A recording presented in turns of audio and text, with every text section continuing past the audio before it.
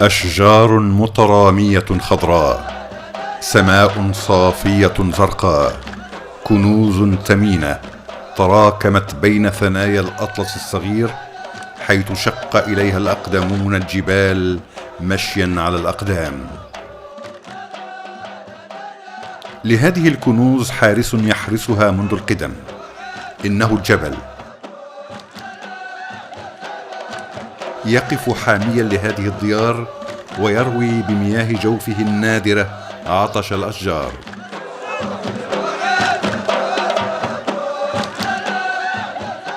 شامخ ذو قمم، ساهر لا ينام، مرحبا في كبرياء بالقادمين لزيارة تفراوت كنز الجنوب.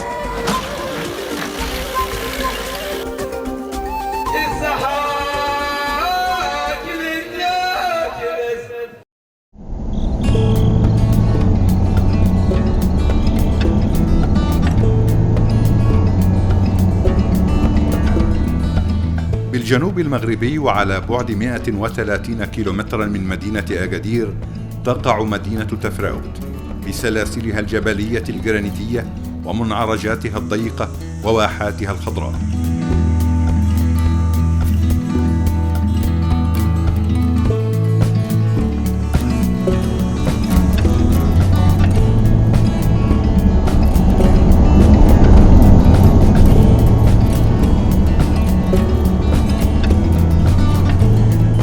هذه الأطلال وهذه الأبراج المنتصبة كبقايا قصبات أو قصور معلقة بين أرض جبلية وسماء صافية ليست سوى بقايا معالم أثرية تذكرنا بشعوب غابرة وحضارات قديمة.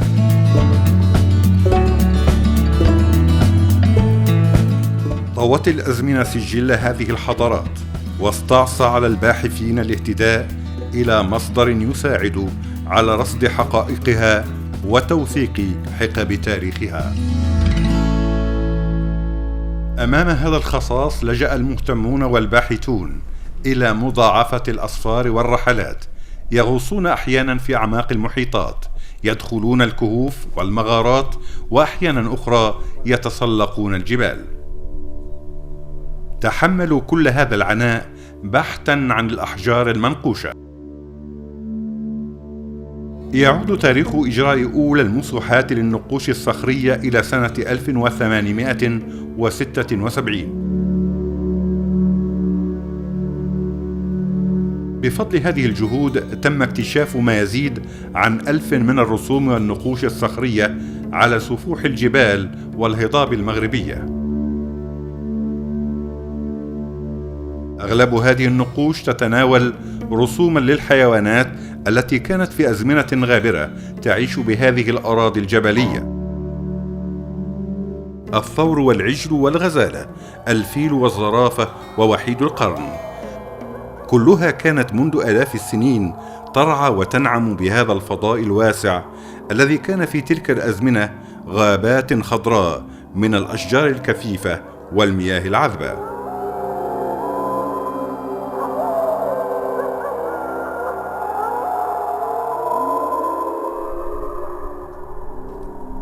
أسدت هذه الاكتشافات والبحوث خدمات هامة أجابت عن العديد من الفرضيات وحسمت في الكثير من التواريخ لحقب وعصور، كما أنها طرحت تساؤلات جديدة عن الدور الطلائعي الذي لعبه المغرب كجسر مهد للعديد من الحضارات وحافظ على الكثير من العادات والثقافات.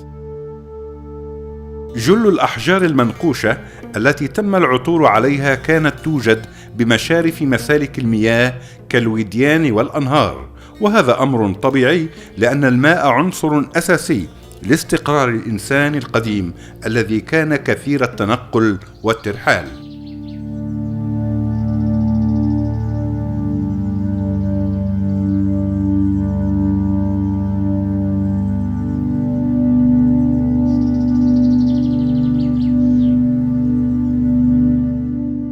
ها هم رحال اليوم يقربوننا من الحياة التي عاشها الأقدمون، وهم يتنقلون من مكان إلى مكان أفرادا وجماعات وسط محيط خال من أي حركة تنبئ بالحياة، وداخل فضاء ضيق لخيمة عتيقة تعيش هذه الأسرة الصغيرة حياتها البسيطة.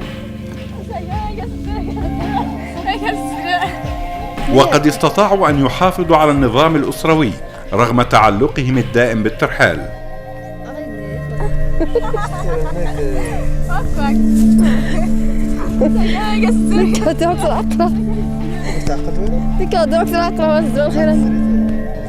إنهم يعيشون على الرعي والصيد، فيأكلون اللحوم ويجزون الصوف ويغزلونه لصناعة الخيام والأغطية وبعض الملابس.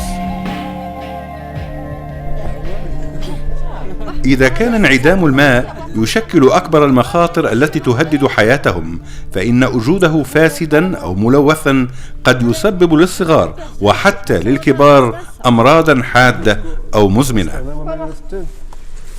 هذه الأم تقوم بتصفية الماء آملة أن تتخلص من الحشرات المضرة والميكروبات الخبيثة التي تجمعت في هذه البركة المائية.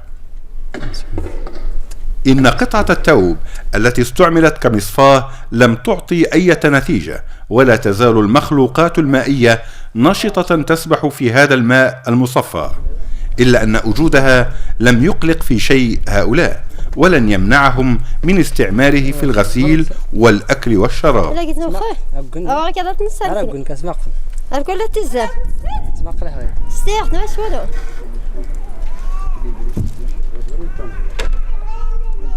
يفترض بعض الباحثين بأن هؤلاء الرحل هم الذين نقشوا تلك الأحجار، إلا أن البعض الآخر يرى بأنها من إبداع الجاليات والطوائف القديمة التي فرت من ويلات الحروب فلجأت إلى هذه الأراضي الآمنة.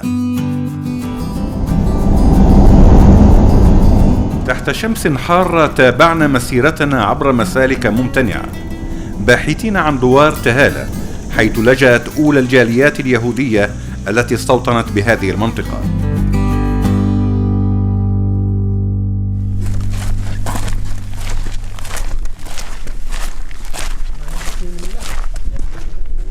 على بعد 14 كيلومترا من مدينة تفراوت يقع دوار تهالة، حيث ما يزال الملاح باقيا إلى اليوم.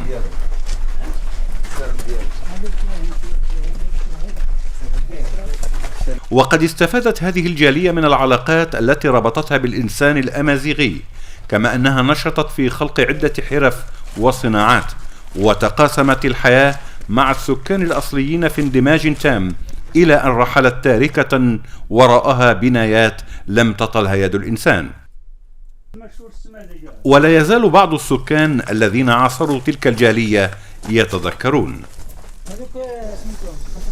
بومهاوز علي بن حمد يشكاد فم الحس غلق سبتنا يتحربي ياش كد سيات المدة صغير سما زيرتا أرجيزي تخدم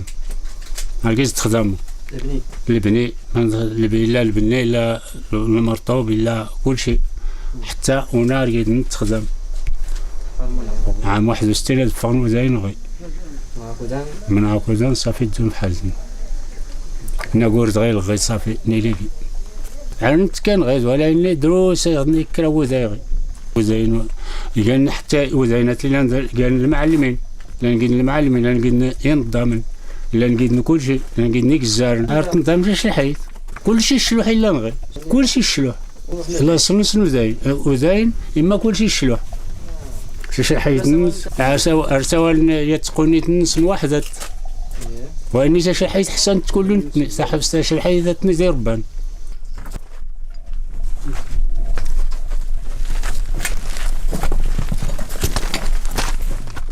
بعد تنقلهم بين أوطان ومدن وبعد عبورهم للعديد من المسافات، وصل هؤلاء القوم إلى المغرب وانتشروا في واحات النخيل بسهول ضرعة وتافيلالت، ليتنقلوا بعد ذلك عبر باقي الربوع. ولا تكاد مدينة من المدن المغربية تخلو من الملاح، حيث كانت الجالية اليهودية تقطن ممارسة حياتها الاجتماعية والدينية. منذ نصف قرن أو أكثر كانت هذه البنايات آهلة بالسكان. داخل كل بيت من هذه المنازل ولد العديد من الصناع والحرفيين والشعراء. بناؤهم للمنازل لم يكن يخضع لأي رخصة أو شرط. أنا 45 كنت هنا. منذ سنة 1945 وأنا أعيش هنا في تهالة. لم يعارض أحد إقامة اليهود هنا، ولم يطلب منهم أحد رخصة، ولم تفرض عليهم أي شروط. كانوا أحرارا في تنفيذ جميع قراراتهم وإقامة بناياتهم ومعابدهم. لم تصمد البنايات أمام الصد والهجران، فاستسلمت للزمن الذي حولها بعد عمرانها إلى خراب، ولم يتبقى منها سوى هذه القبور التي لا تزال محافظة على هياكل أصحابها، كما تحافظ الأحجار المنقوشة على رموز وأسماء وتواريخ طواه الزمن.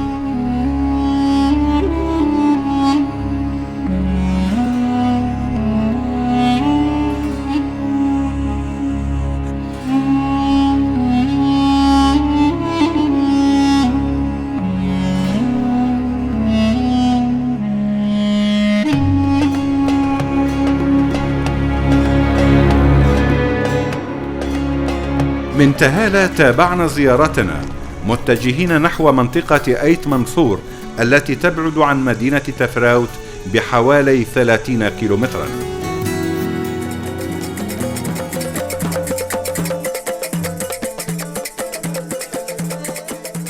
إن زيارتنا لمنطقة أيت منصور الغنية بمياهها العذبة ومناظرها الخضراء وطبيعتها الساحرة فاجأتنا بنموذج آخر ينضاف إلى هؤلاء الذين سحرهم الجنوب المغربي.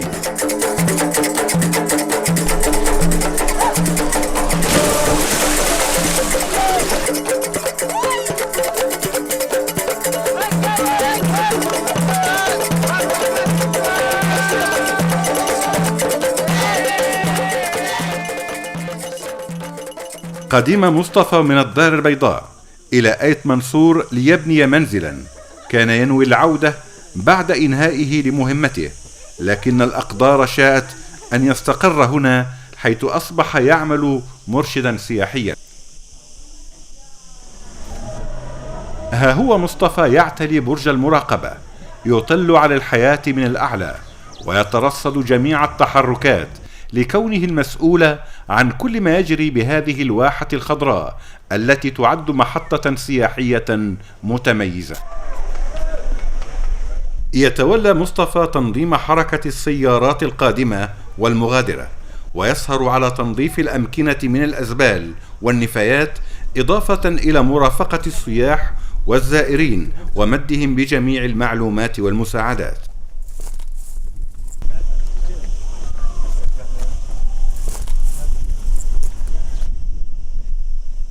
لم يكن يخطر ببال مصطفى أن مسار حياته سيأخذ هذا المنعطف.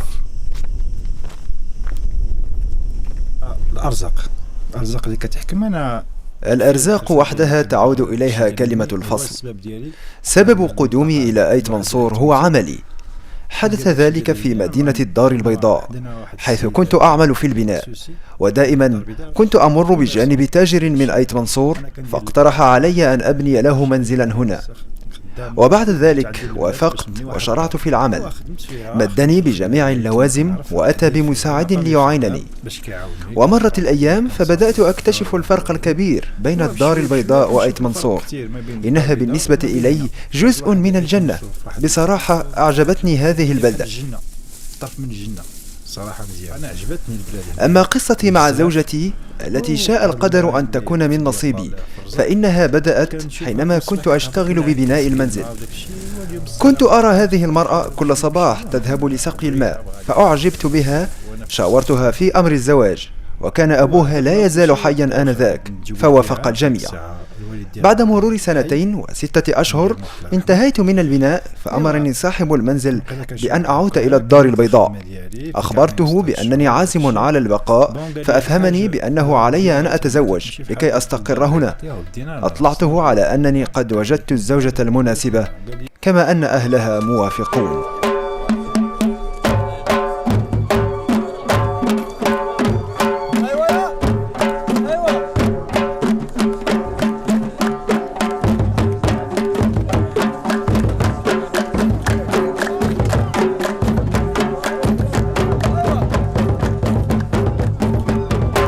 ها هو مصطفى بعدما حل ضيفا أصبح مقيما مع زوجته وابنته، يعيشون حياة هادئة تحت سقف هذه الدار التي ورثها عن عائلة زوجته. وقد عمر هذا المنزل ما ينيف عن قرنين من الزمن.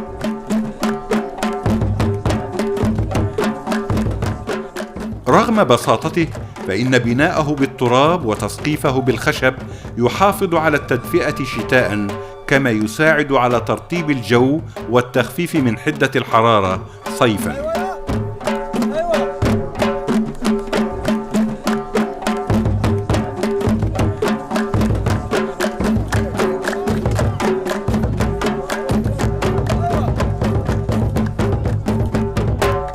إن هذه الاستراحة القصيرة والحميمية بين الأم وابنتها لها من الدلالة والعمق ما يجعلها تأخذ طابعا شموليا لتؤكد أهمية التواصل بين الأجيال.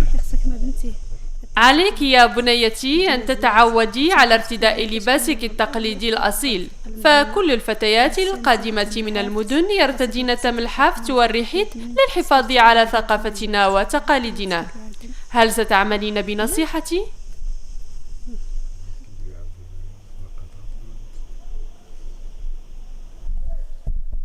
هذا المشهد كاف ليجعل نصائح الأم راسخة في ذاكرة ابنتها، لأن الوقوف أمام الجبل يحث على التركيز والتأمل العميق، ويبعث في النفس إحساسا بالكبرياء والشموخ. سلام عليكم كل ما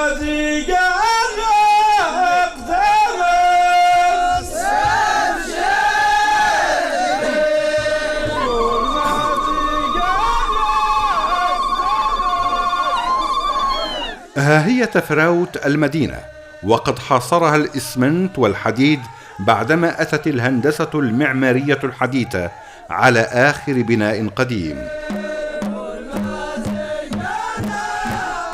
تشير إحصائيات ساكنة تفراوت لسنة 94 و900 وألف إلى 4000 نسمة.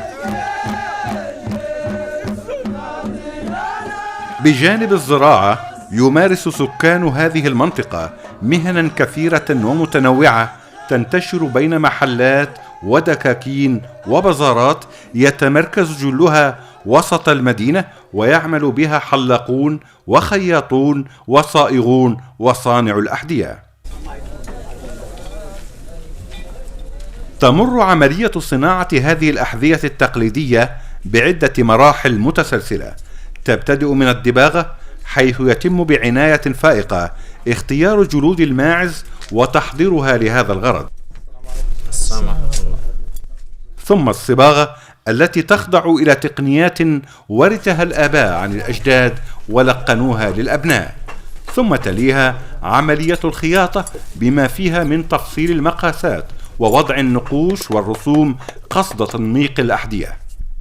وللمرأة حضورها المتميز في هذه الصناعة، حيث تختار الحرير المناسب وتضع الرسوم المفضلة وتقترح ألوانا جذابة ومتناسقة. وما هذا المتحف الصغير إلا آخر محطة يرسو بها هذا المنتوج قصد وضع أهم اللمسات بدقة متناهية وعناية فائقة قبل عرضه للبيع والاستعمال. مبارك. الساكن المحلي هو الزبون الرئيسي، يفد على هذه المحلات خلال المواسم والأعياد لاقتناء أحذية جديدة، ويكرر المجيء طوال السنة كلما دعت الضرورة إلى إصلاح أو ترتيق حذاء طاله التلف.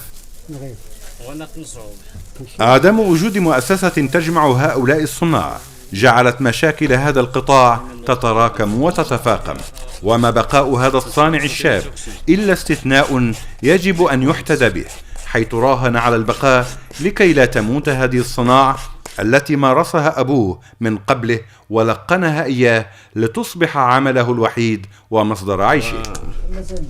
لا قرح مدرسة تفتح. منذ 10 سنوات وأنا أمارس هذه المهنة.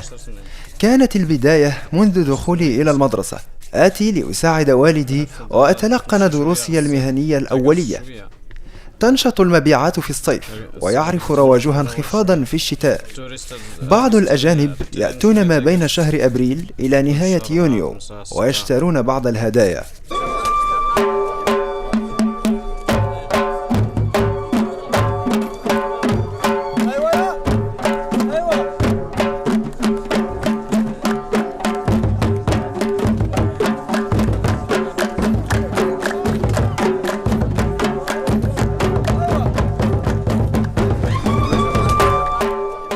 ألوان زاهية جذابة، أشكال متنوعة للنساء والرجال، للكبار والصغار، كل حسب مقاسه وذوقه، ولكل نعل اسمه.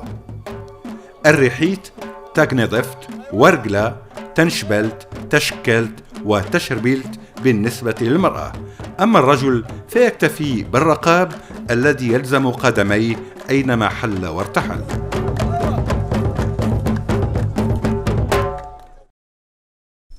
لقد أبان الصانع التقليدي المحلي عن مهارته الفائقة، الشيء الذي منحه اهتمام الجميع. إنها أول زيارة أقوم بها إلى المغرب، ونظرا لضيق الوقت سنقضي يومين هنا، نزور المدينة ونتجول بين أسواقها وأزقتها ونكتشف عمران البنايات القديمة وأنماط العيش لدى السكان. أعمل كمصور وعلي أن ألتقط بعض الصور لمختلف أوجه الحياة هنا. بعض هذه الصور سأعرضها على المجلات والصحف المتخصصة في الأسفار، وما تبقى سوف أحتفظ به للذكرى. لا تتوقف الزيارات لهذه المدينة ومحلاتها، ولا يكاد يقضي سائح حاجته حتى يليه معجب آخر. إننا نغتنم فرصة وجودنا هنا لاقتناء بعض الهدايا للأهل والأصدقاء، وبما أنهم كثيرون نكتفي بشراء هدية أو هديتين في كل منطقة نقوم بزيارتها. 65. No, I have only 6. Okay. I don't have. Okay. شكرا. إنها تفراوت التي يحق لها أن تتباهى بما تزخر به من كنوز، ابتداء من تاريخها وسكانها وانتهاء بعمرانها وتراثها وصناعاتها المحلية.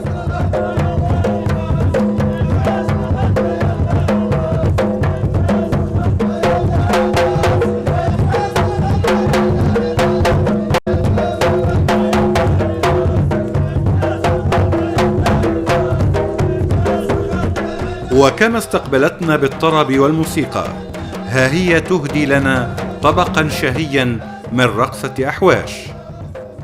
هذه الرقصة المحلية ذات إيقاع موسيقي متناسق يسلب القلوب ويمنح للعين متعة ساحرة، وينادي الروح لترقص على نغمات تلونت وهي تخترق هذا الفضاء لتعانق قمم الجبال.